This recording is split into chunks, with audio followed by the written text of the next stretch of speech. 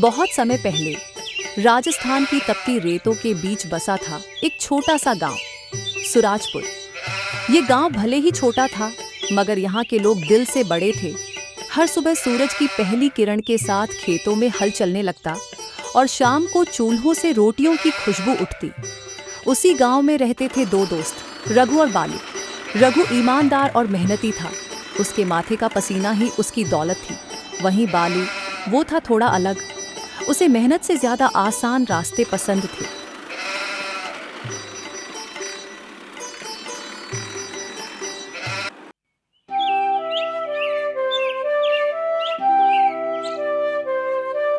चलो रघु, सूरज सर पर चढ़ आया है, खेतों में काम करने भी तो जाना है।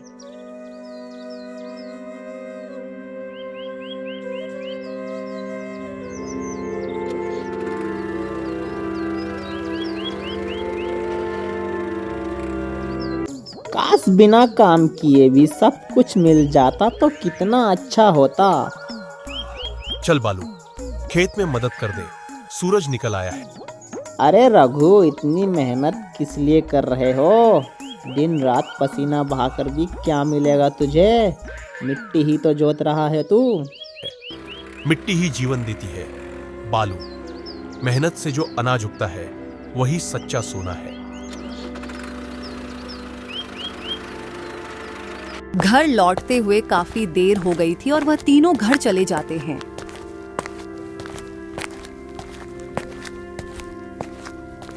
एक दिन गांव में अजीब सी हलचल हुई।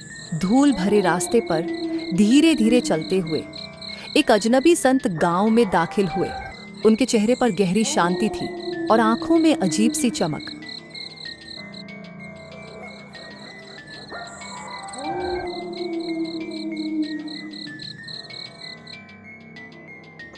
सुनो गांव वालों, सुनो गांव वालों, जल्दी आओ गांव वालों। गांव वाले उनके चारों ओर जमा हो गए।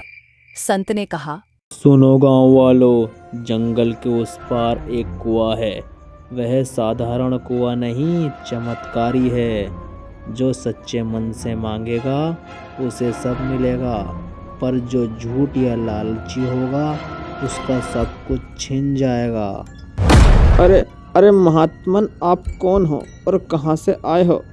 और क्या यह कुआं अभी भी जागृत है? और हाँ, सिर्फ वही देख सकता है जिसका दिल पवित्र है, अन्यथा लालची आदमी नष्ट हो जाएगा।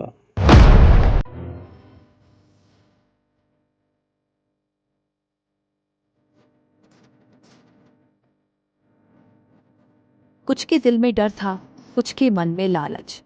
पर यह बात बालू भी सुन रहा था। बालू के चेहरे पर तो बस चमक थी, जैसे उसे अपनी किस्मत मिल गई हो। लेकिन बालू पूरे दिन कुएं के बारे में सोचता रहता है। उस रात चांद पूरा था और हवा में एक अजीब सी सिहरन थी। बालू चुपके से मशाल लेकर जंगल की ओर निकला। ये सब रघु और उसकी पत्नी देख लेते हैं। रघु की पत्नी कहती है, अरे रघु, वो देखो तुम्हारा दोस्त बालू इतनी रात में कहाँ जंगल की ओर जा रहा है। उसका रास्ता वही जानता है सिया, भगवान उसे सही समझ दे। लेकिन ये इतनी रात में जंगल की ओर क्यों जा रहा है? घने पेड़ों के बीच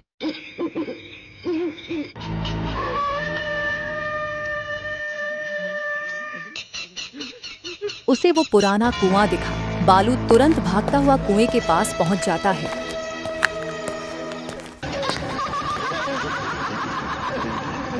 बालू कांपते हुए बोला, हे चमत्कारी कुएं, मुझे 100 सोने के सिक्के दे दे। अचानक हवा तेज हो उठी, कुएं से नीली रोशनी फूटी और बाहर एक थैली गिरी।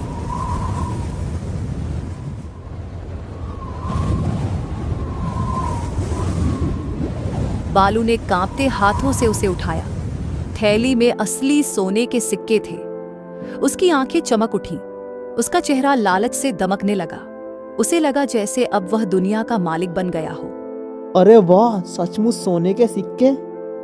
अरे वाह, यह तो असली सोने के सिक्के हैं। अब गांव में मुझसे ज्यादा अमीर इंसान कोई नहीं होगा और मुझे मेहनत भी नहीं करनी पड़ेगी। लेकिन कुएं के पास एक पत्थर पर कुछ लिखा था। बालू ने वो चेतावनी नहीं पढ़ी। या शायद पढ़कर अनदेखा कर दिया और वहां से चला जाता है। सुबह हुई और सुराजपुर में सब हैरान थे। बालू अब फटे कपड़ों वाला गरीब नहीं था। उसने चमकदार कपड़े पहन रखे थे, गले में सोने की चेन।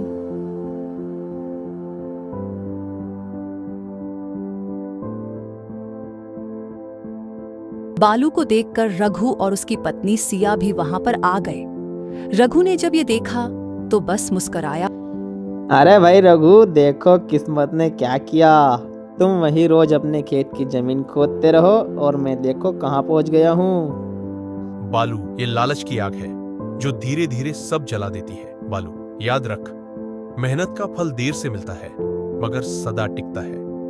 भाई बालू, भगवान ने दिया है तो दूसरों की मदद करो, यही सच्ची दुआ है। और दान पुण्य करने से दौलत कम नहीं होती।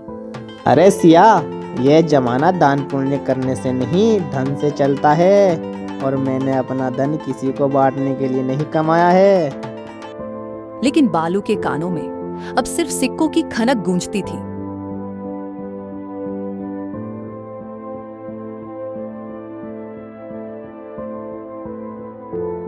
बालू ने फिर अगली रात कुएं के पास जाने की ठान ली। उस रात आसमान में बादल घिर आए थे, बिजली चमक रही थी और हवा गरज रही थी, पर बालू की आंखों में डर नहीं, लालच था। बालू फिर उस रात मशाल लेकर जंगल की तरफ चला गया।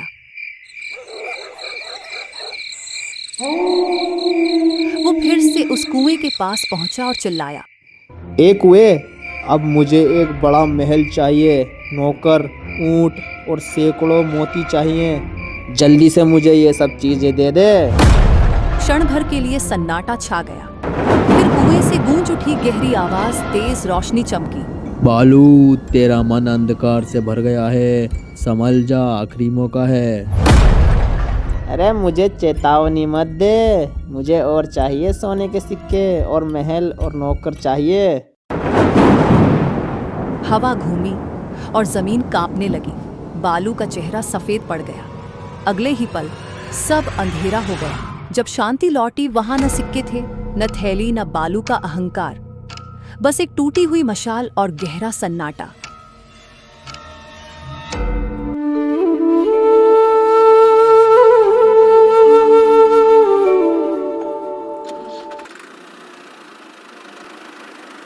और अगले दिन बालू का कुछ अता पता नहीं चला।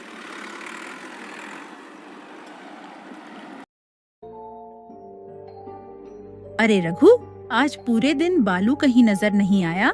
हमने तो कल रात को जंगल की तरफ जाते हुए देखा था उसको। कहीं वो उस कुएं के पास तो नहीं चला गया होगा? हमें उस कुएं तक जाना ही होगा। हाँ सिया, बालू हमारा अच्छा दोस्त है और दोस्ती सिर्फ अच्छे वक्त की नहीं होती, बुरे वक्त में भी दोस्त को दोस्त का साथ देना चाहिए। चलो, रात भी काफी हो गई है, हमें बालू को ढूंढना चाहिए। मशाल लेकर दोनों जंगल की ओर निकले। आखिरकार वे कुएं तक पहुंचे।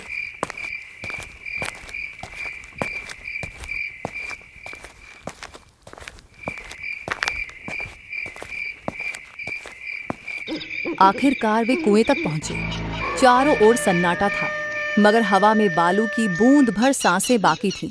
रघु ने हाथ जोड़कर कहा, हे कुएं, अगर तू सच्चे दिल की बात सुनता है तो मेरे दोस्त को लौटा दे। कुछ पल बाद कुएं से हल्की रोशनी निकली। हवा थम गई और बालू का शरीर धीरे से बाहर आ गिरा, बेहोश लेकिन जिंदा। रघु ने उसे गोद में उठाया। सिया की आंखों में आंसू थे, पर मुख पर दुआ थी।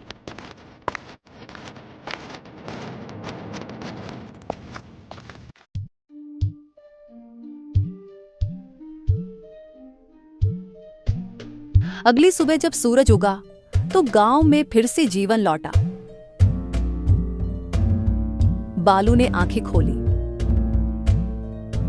उसकी निगाहें रघु पर पड़ी, जिसने बिना कुछ सोचे, अपनी जान की परवाह किए बिना उसे बचाया था। बालू के गाल पर आंसू बह निकले। उसने धीमे से कहा, रघु, तूने मुझे बचाया जबकि मैंने तेरा अपमान किया था।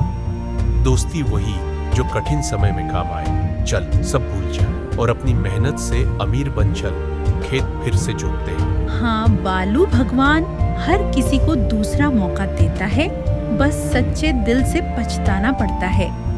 फिर दोनों ने साथ मिलकर खेत में हल चलाया। बालू अब पहले वाला बालू नहीं था। उसकी आंखों में चमक थी, मेहनत की, सच्चाई की और पश्चाताप की। और इस तरह सुराजपुर गांव में फिर से खुशियां लौट आईं। रघु और बालू की दोस्ती ने सबको सिखा दिया कि सच्ची दौलत दिल की होती है, सिक्कों की नहीं।